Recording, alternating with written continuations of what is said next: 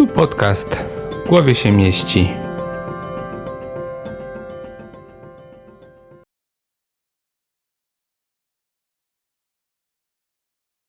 Thank you, Michael, for being a part of my podcast. My today guest, Michael Greenberg, a co-author of the book about acceptation and commitment therapy in treatment of depression.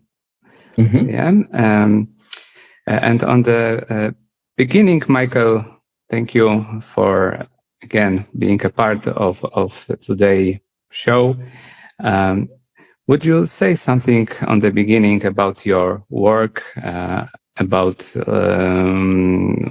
before we go through the acceptation and commitment therapy, about Sure. your general work? What are you doing? Yeah. Sure. So I'm a licensed clinical psychologist, licensed in California. Right now, I'm currently working in the military, in the Navy. So I'm working primarily with active duty, the active duty population, a lot of depression, anxiety, and trauma. And so that's been my work for the past 6 or 7 years now. It's been very rewarding. I've been very blessed to be in this space. And it's given me a lot of opportunity to do my ACT treatment, my ACT and schema therapy. So I originally completed my undergraduate at the Wright Institute in Berkeley. And it was there that I got to kind of connect with Dr. Matt McKay, who was the kind of the supervisor and my mentor for kind of helping me through this book and this initial research. Yeah.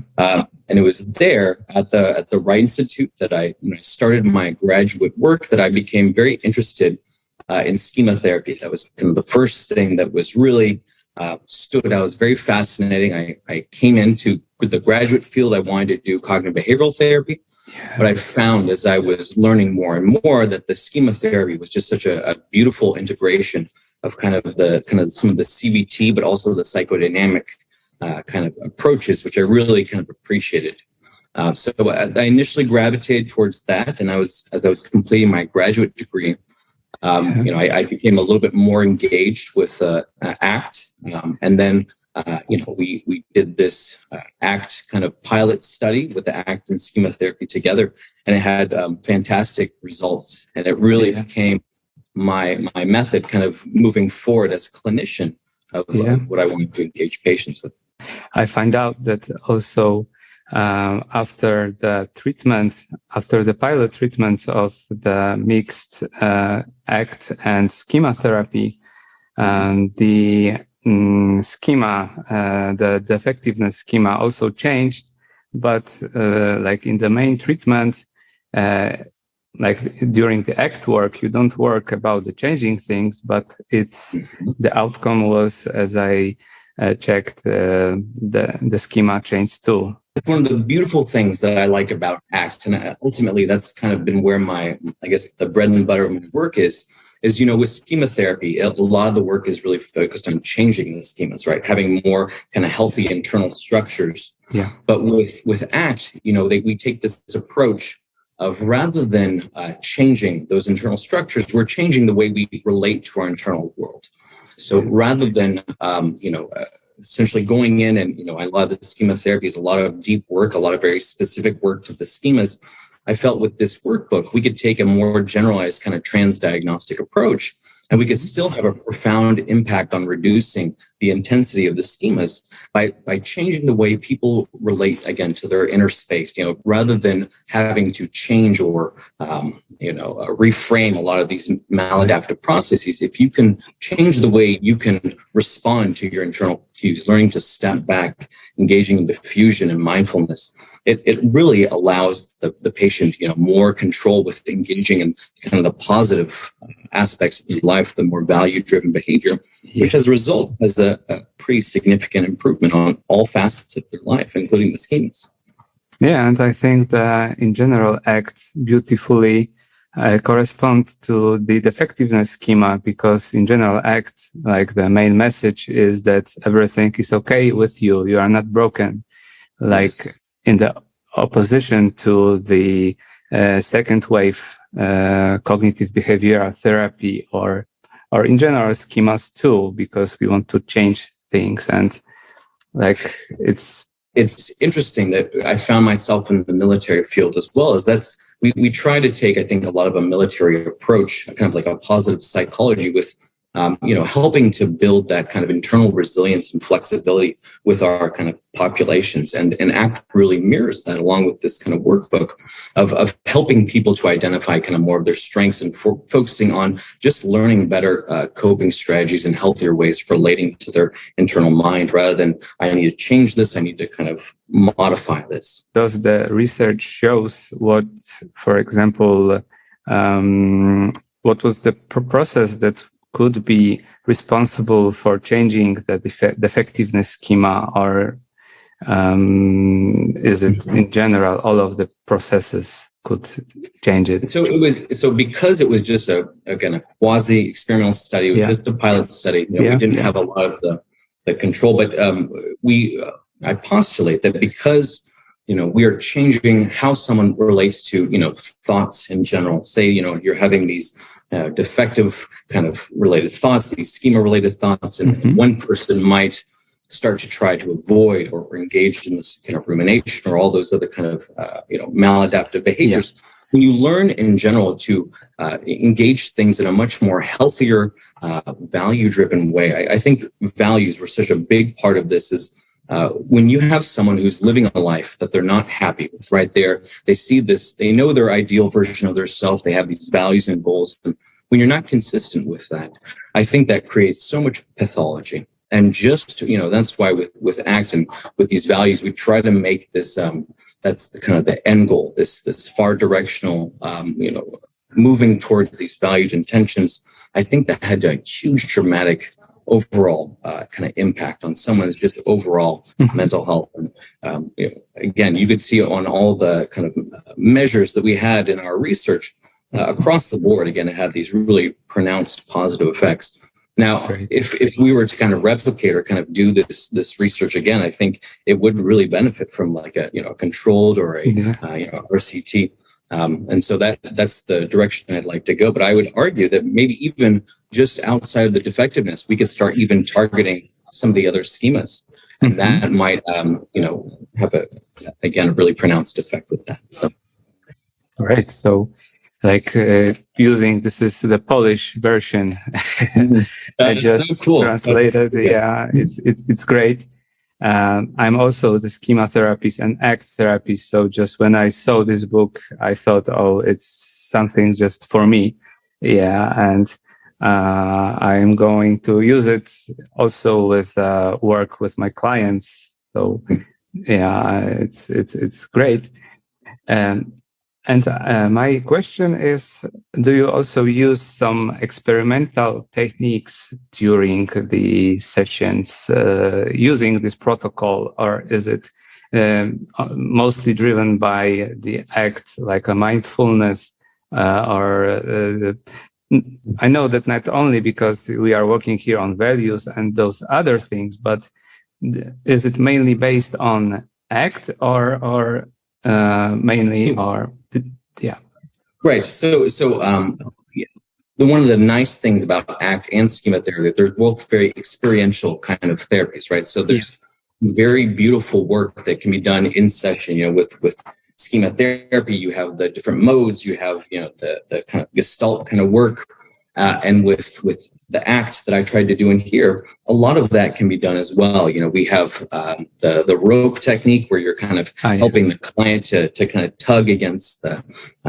these learning to let go of such things, and using such metaphors like the monsters on the bus. Whenever I do that one, I try to have the patient really get into it, to imagine that they're driving that bus and that these monsters are kind of in the way.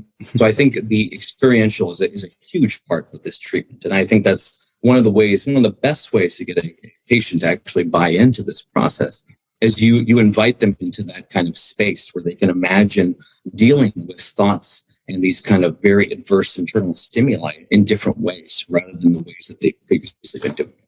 So it's on many ways very experimental way of work. And mostly how many sessions in your treatment you working with this protocol you are doing? So it was 8 sessions for the kind of protocol that we were doing. When I work with a patient in session, sometimes I will have a little bit of flexibility with that. If there's a concept that they're still trying to work on, or there's something that they're kind of stuck on, or we need to do more mindfulness work, we need to do more diffusion.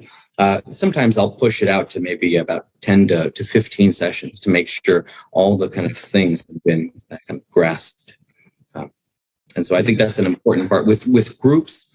That was one of the challenges, of course, is that, certain patients would pick up on certain topics at different kind of levels. And so if we were to kind of replicate that might be something to look at is, do we want to increase the sessions a little bit? Do we want to make sure we hammer home certain concepts that are critical? But for my individual work, again, I will anywhere between 8 to 15 sessions, depending on how the patient's picking things up. So it's also not a very long-term therapy. It's mostly a short-term work with great outcomes. So it's, great. Working in the kind of military system, we get a lot of pressure to have to, produce results or have people move through the process quicker than what I would be ideal in the civilian sector, right? Yeah. So I think in the context of maybe working in hospitals or other institutions where there's only a specific amount that the insurance is willing to pay, I think this would be a helpful thing in that context. So I imagine that it could be pretty stressful that you must be all the time doing better outcomes, changing things. Yeah, it is tough, and we try to insulate and try to provide safe and these spaces where patients don't feel that they have to be producing and moving at such a rapid rate. But it's a constant battle, unfortunately, in our systems. And do you remember what was the circumstances behind the development of this hybrid protocol? Like, what was your first idea? Like, you wanted to mix those two therapies? So my first idea was that because I was so interested initially in schema therapy, and I was looking at, what could we do on a group kind of protocol way for kind of a schema therapy, something that would have a kind of a larger kind of grasp to get enough patients in. But, with all the different, 18 maladaptive schemas, there's so much nuance kind of between the two way and how you work with them. So I really started looking at the transdiagnostic approach, to things rather than looking at specific diagnoses. You're looking at those kind of core maladaptive traits that really kind of pervade deeper. Exactly, the mental health spectrum. And so from kind of identifying, hey, what could I do with schema and that kind of transdiagnostic thing, and then Dr. Matt McKay, he came in with a lot of these ACT ideas, and he really kind of helped me put this kind of thing together. And that from there, I became a very much a firm believer in ACT, and that became the direction moving forward. Yeah. I also was, my first training was in CBT. And when I discovered ACT on the beginning, it was such a strange that here we are doing so much diagnosis. The diagnosis is so important. And the other hand, like you see that this is not the most important thing that you must do. Yes. And that's actually a good question. I know in the context of where I work, we utilize, diagnosis for, of course, the insurances and for, some of the disposition and direction. But I feel that, when you take a transdiagnostic approach like this, I think it has so much more of a significant impact by targeting those very specific things that are, ultimately, I think, having a big factor in those diagnoses, either making them worse or continuing to precipitate them. Do you see that as well? Is that kind of the way that you've been working? Do you focus a lot on the diagnoses, or do you try to take a kind of generalized approach? Like for me, I like to also work on more generalized approach. Yeah, and I also try to mix on the beginning on my way, like the ACT processes with schema therapy, because it's also, you work on many levels, because like really some patients, they could have some specific experiences in the past. One could have some traumatic events in the past, and they can really develop some maladaptive coping strategies. And it's good to maybe really to change something, like to take another perspective, but also with this ACT leg, when you can also be the observer of your internal experiences, that Yes. you are not defective, that and like for me it's like a perfect match. And I also I was going to say, I see sometimes it's a significant challenge, with ACT. It's such a different frame of thinking. When we go into therapy, or people, patients come in, they're like, I want to change this stuff. I don't want to be thinking this way. I don't want to be thinking that way. I don't want to be having these experiences.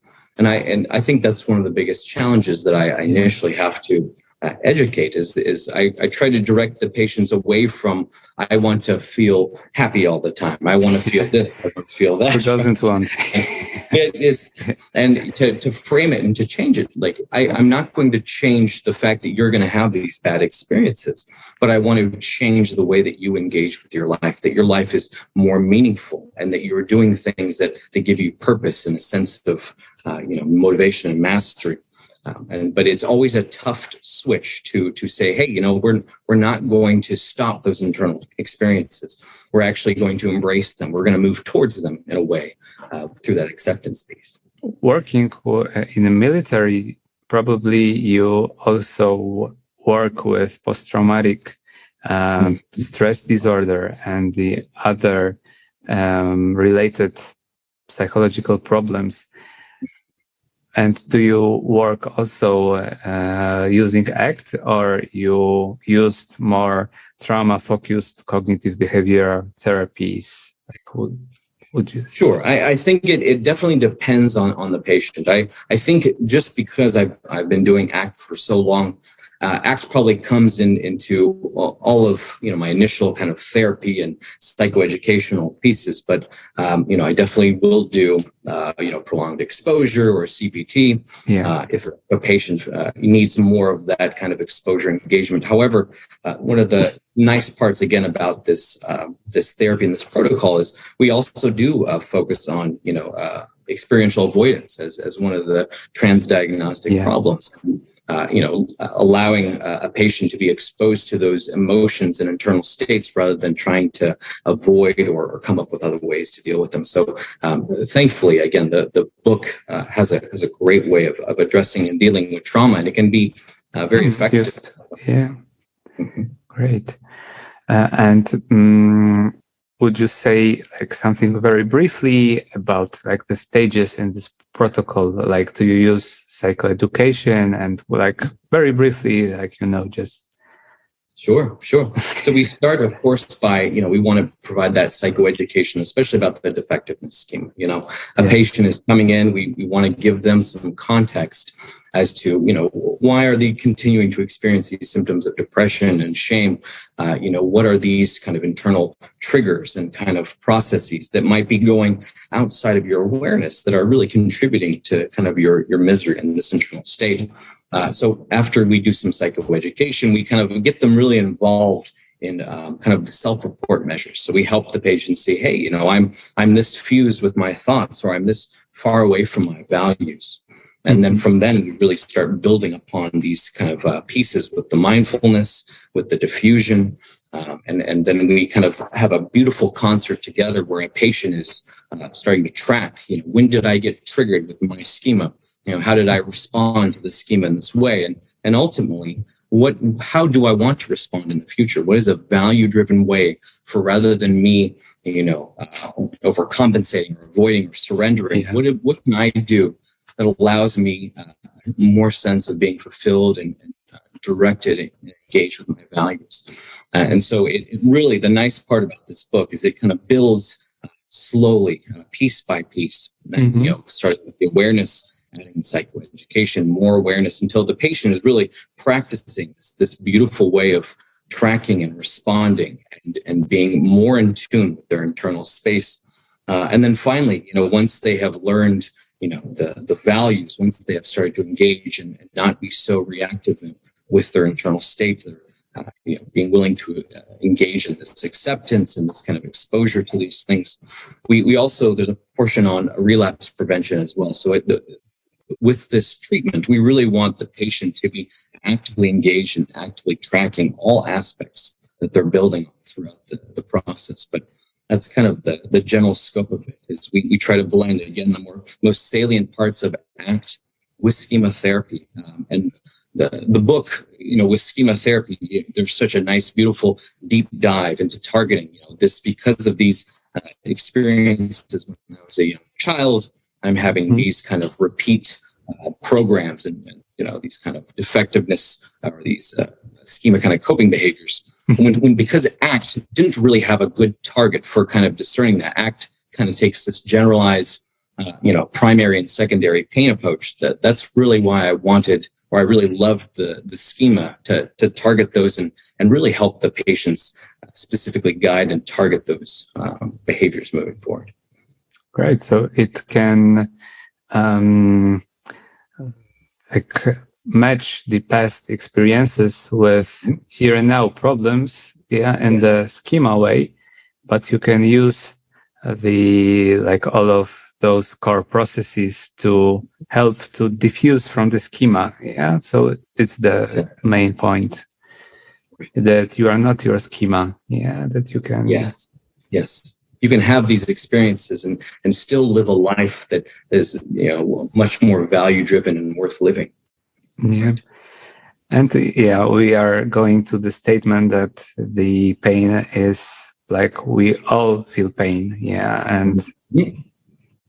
And that we create more pain by, again, trying to avoid or change or not experience the very normal pain that is a part of our life, and again, this is why I think it's so important. There's a lot of these ideas that are very foreign to how we are brought up and how we are developed as children. We are told not to put your hand on the hot stove when you're young, and that gets kind of translated that we start taking that internally, that I shouldn't be experiencing this, I shouldn't be experiencing that. So to kind of reprogram that whole process it's a pretty significant shift and change.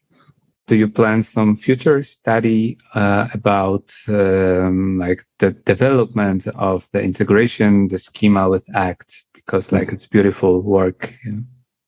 I would love to do that. There's nothing in the plans, but if I were, and hopefully maybe one day, maybe broadening rather than just effectiveness, starting to look at some of the other kind of schemas and the other areas that might have a more nuanced approach or might require a little bit more of a different engagement. What do we try to do in the book?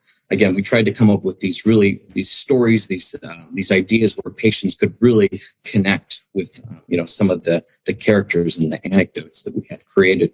And so in the future, ultimately, I'd love to kind of reproduce that in a way that is maybe more encompassing, maybe targeting different kind of schema areas specifically, but still utilizing that ACT approach. Yeah. So it's more and more books. Maybe not books, but the ideas of integration schema therapy with ACT. I'm thinking about the contextual schema therapy, which is also it's also integrates ACT with schema therapy with modes, working with modes, and it's focused more on strengthen the healthy adult mode. In this, and do you also use ACT in the same strengthen healthy adult mode or in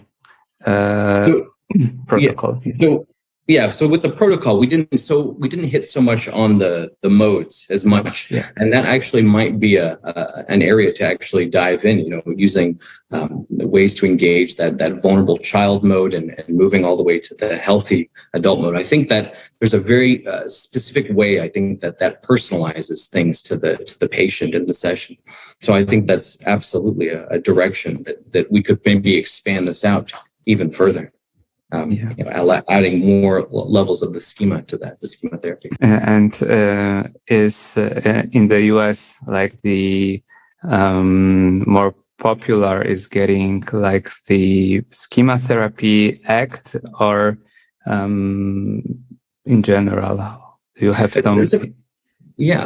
What I see a lot, at least between my colleagues, people are very much CBT. You do see a little bit of ACT. Schema therapy is usually pretty rare, at least that I see. There are some places that, I think when I was working in the Berkeley area, some of the providers would do that, but usually people have been latching more onto either the cognitive behavioral or the ACT kind of modality. So I think schema is maybe more of an untapped kind of area that maybe could be engaged further.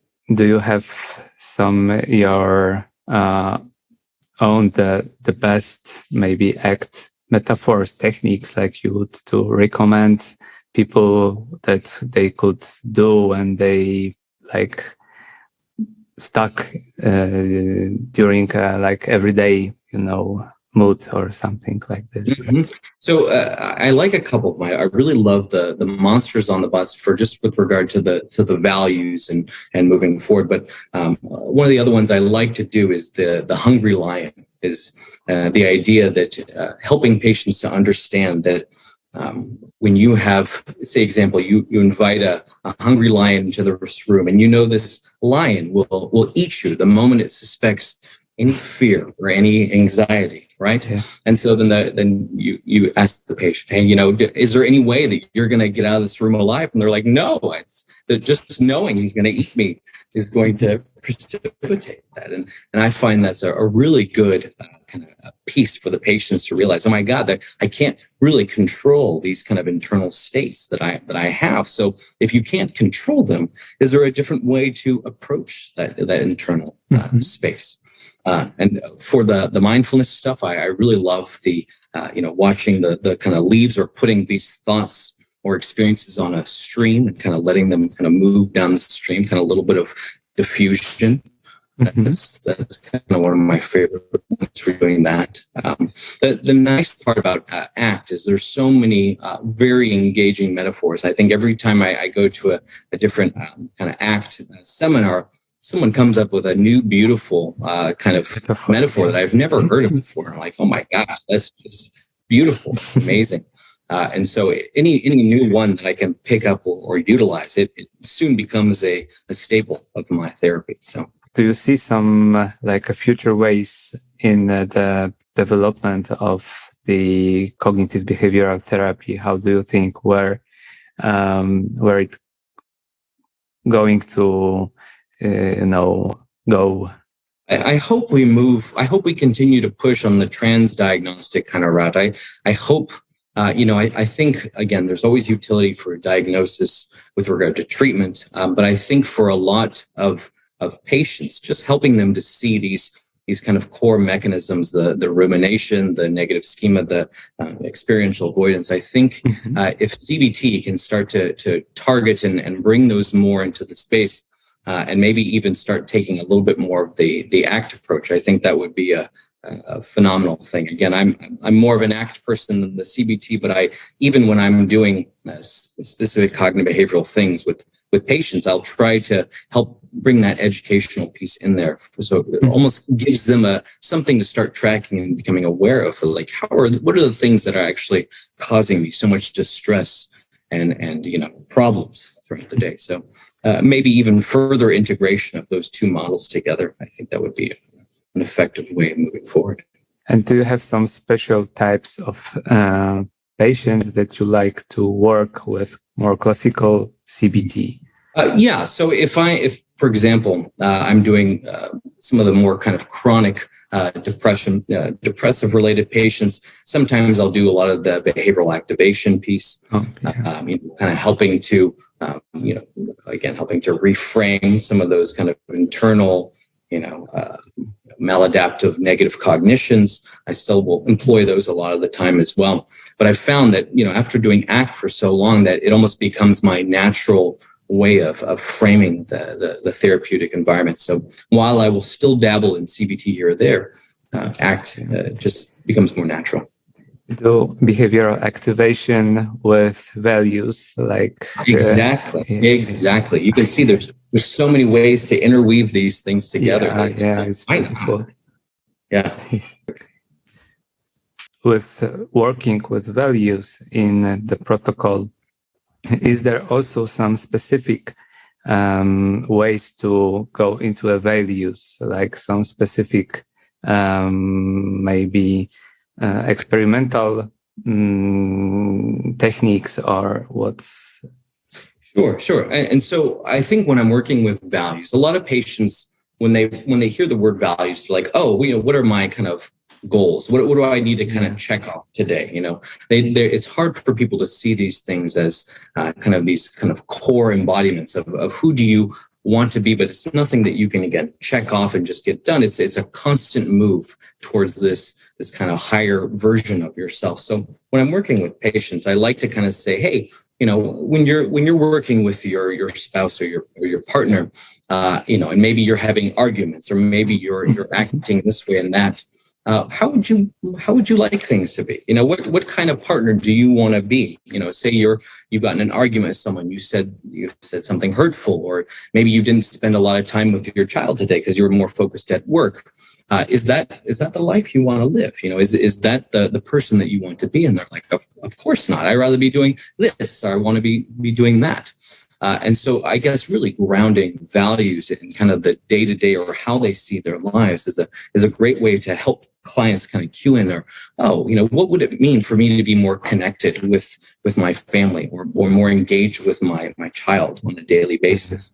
And that, because you can ground those real world examples, it helps them kind of create those value intentions a lot easier. Like, what would that mean for, increasing the amount of time that you spend with your child, or rather than saying this or that to a partner, I want to engage things in a different way. And so I think whenever you're working with a client and you're making it pertinent to them, you're making it real world examples where they can understand, oh, this was what things would look like if it was different. If I was doing value-driven things, my life would change in this kind of frame. I think that is the best way to work with values, rather than, giving them a whole list of values that are like, I don't know, this doesn't mean anything to me.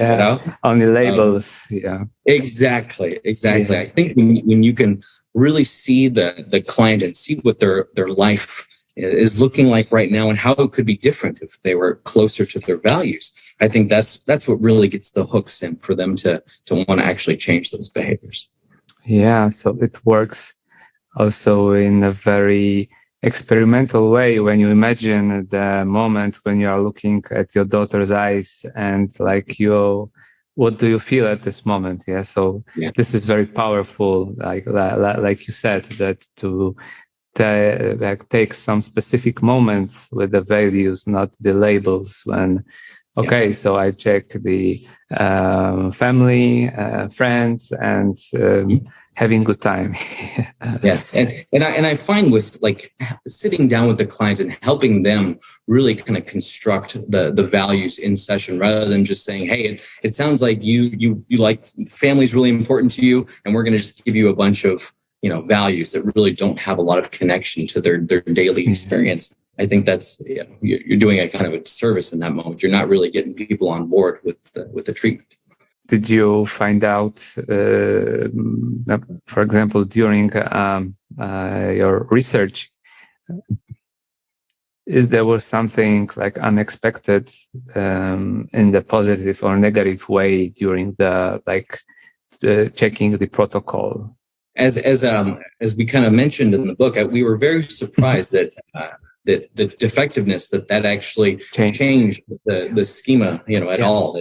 had an impact on reducing that intensity and the frequency of it. So that was definitely a big surprise, and it kind of very reassuring to know that, hey, the ACT kind of formula can have a really powerful impact on those very strong core beliefs that develop over long periods of time. So that was definitely a surprise, and again, I think that's why with further research and kind of maybe being able to break down some of these things and see really what are the inner mechanisms that are providing the most significant drivers for change and patients getting better. I think that would be very important. So maybe something for the future for me to think about. It's very interesting. Is there for example, some specific processes that could be connected with different schemas? Like, for example, it's interesting. Yes, with schema therapy, there's so much individual nuance between the different schemas and how you approach them with the different modes, and also depending on the severity of the patient's presentation.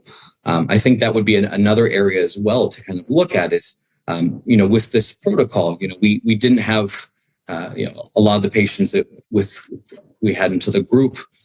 Sure, they maybe had some levels of maybe the personality, disorders, and but it was not so much of the focus in this specific treatment.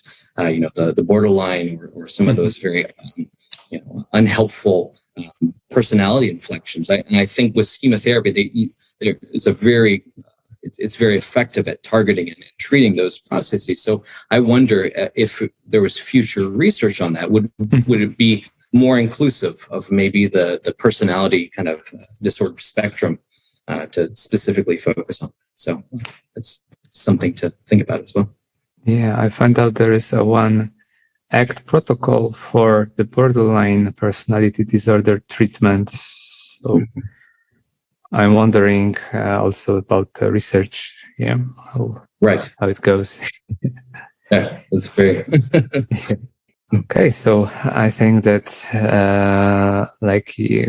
thank you for such fully answers and to take me and us to the ACT word and the hybrid protocol and showing us, and thank you very much for. Thank you for having me. I really appreciate that, and it says a lot for the work that you're doing and continue to work on it. And so, thank you. Thank you very much.